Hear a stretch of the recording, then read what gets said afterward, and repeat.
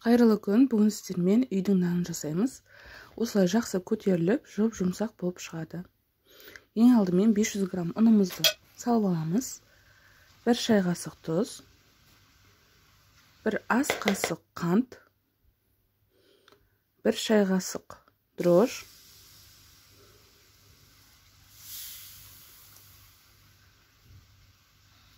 жақсылап араластырып, 350 мг жылы суымызбен қамырымызды илейміз.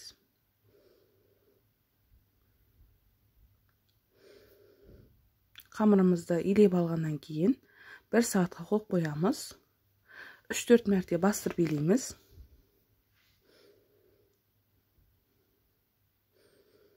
Кішкене жабысқақтау қамыр шығады.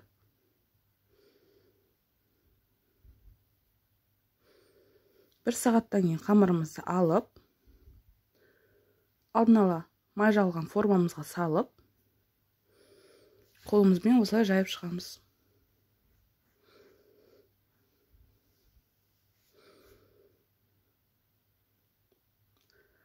Жайып алғаннан кейін бетін жауып, 20 немесе 30 минутқа қойып қоясыздар көтерілгенше.